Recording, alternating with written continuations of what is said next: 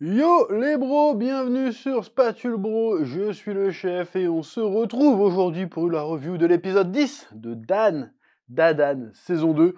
Oui, je sais, il n'y a pas eu beaucoup de reviews durant le mois d'août, ni le mois de juillet d'ailleurs, c'était l'été, on bossait sur tout un tas de projets. Voilà, notamment Isekai tome 2, d'ailleurs, qui est toujours disponible en précommande, mais cette fois-ci sur le site Spatule Shop, parce qu'il va sortir en librairie le 29 octobre. Donc en attendant, vous pouvez le précommander, toujours, et puis le jour de la sortie, vous l'aurez chez vous. Évidemment, ceux qui l'ont précommandé lors de la campagne de précommande du collector et tout ça, l'auront avant la sortie officielle. Voilà, alors, juste comme ça se passe en description. Oui. Bref, c'est la rentrée, nous voici donc de retour, telle la Team Rocket, pour vous jouer un mauvais tour. Petite référence, je sais pas pourquoi je fais ça, on s'en fout. Donc un épisode 10 qui introduit un nouveau personnage que personnellement, en ayant lu le manga, j'apprécie beaucoup. Je parle bien sûr de Kinta. Voilà. Bon, on a un peu passé assez vite quand même d'un arc à l'autre. Bon, c'est le propre de Dan Dadan, hein, c'est un peu la formule. Il y a un arc un peu mystique, un petit moment un peu slice of life, hein, à l'école. Puis on repart sur autre chose. Là, on était sur un arc un peu mystique qui mélangeait à la fois le fantôme et l'extraterrestre.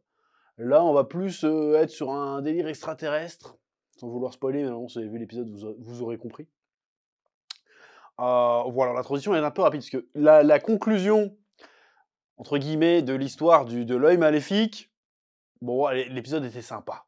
Voilà, c'est-à-dire que vas-y, il touche l'eau froide, le gars, c'est bon, il arrête de tout défoncer, il vit sa vie normale, c'est rigolo, mais bon, on aurait pu s'attendre à une petite conclusion autre quand même, si tu vois ce que je veux dire. Mais on l'a pas eu, mais bon, après le combat contre Okarun était très très stylé, y a pas de souci. Mais quand même, je trouve qu'il manque un petit truc à cette histoire. On y reviendra certainement dans les épisodes à venir. Je trouve qu'on est passé assez vite à autre chose. Voilà. Bref, puis il y a aussi le personnage de Minecraft qui est apparu dans l'épisode 9, il me semble.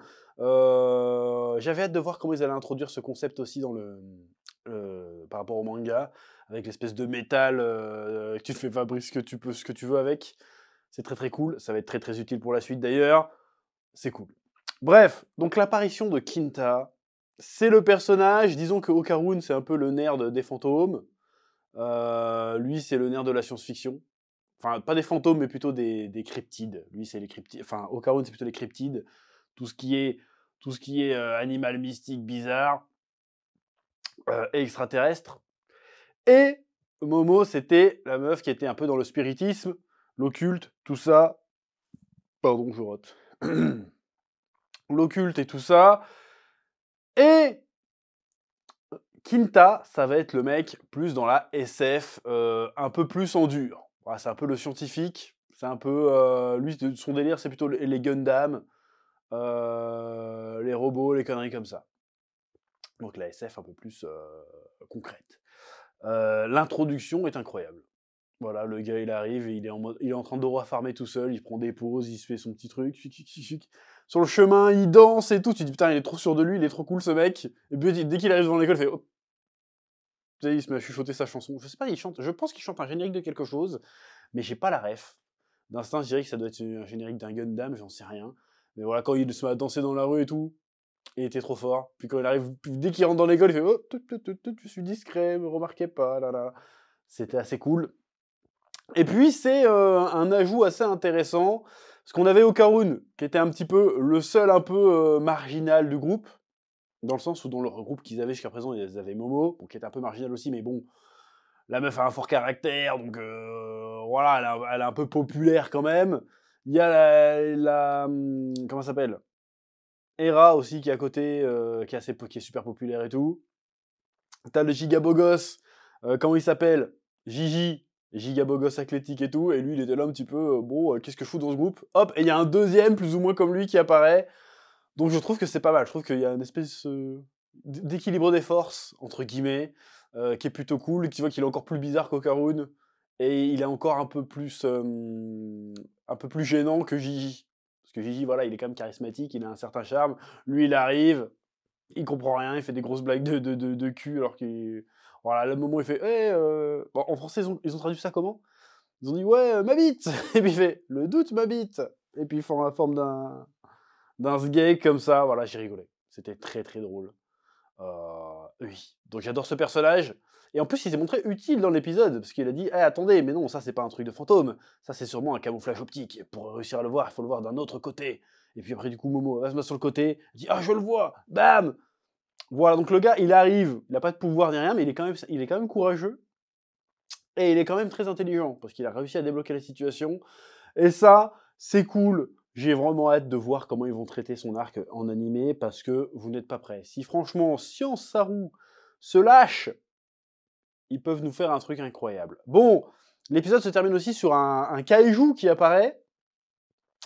Bon, ils ont changé le design légèrement par rapport au manga pour des soucis de droit d'auteur. Ce qui me semble que le design, alors je sais pas de quoi il est inspiré, mais je sais qu'il est inspiré d'un truc connu.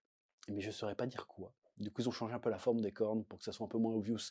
Déjà qu'ils ont eu des problèmes avec X Japan quand ils ont fait le groupe de rock là.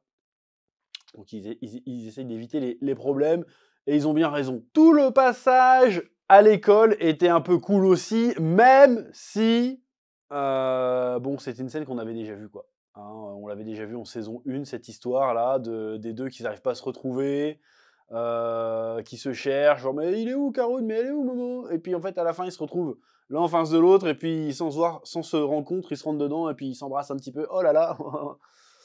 On avait déjà vu ça. Et il me semble que dans le manga, c'est pas fait comme ça. De souvenir, je crois pas que c'est fait comme ça. Encore, ça, c'est lointain. Mais du coup, il y a quand même un côté, bon, les frérots, là, vous gagnez du temps pour rien, là. Tu vois ce que je veux dire? On aurait gagné du temps à faire ça autrement. Il y a un autre personnage qui est introduit aussi depuis quelques épisodes, c'est la déléguée de la classe d'Okarun, qui, sans vouloir spoiler, aura un rôle important dans la suite. Je spoil carrément en disant ça, je dis pas c'est quoi le rôle, alors un rôle important dans la suite. Voilà, en fait tout le monde trouve la relation avec Okarun bizarre, genre mais pourquoi tu traînes avec ce nerd et tout, comment ça se fait que tu traînes avec elle? Et il y a la réaction de Kinta qui est de dire putain lui c'est trop un séducteur, comment il fait, c'est quoi son secret? Et puis l'autre réaction c'est non mais l'autre elle est en train de le harceler en fait. Tellement leur relation paraît de loin limite contre nature.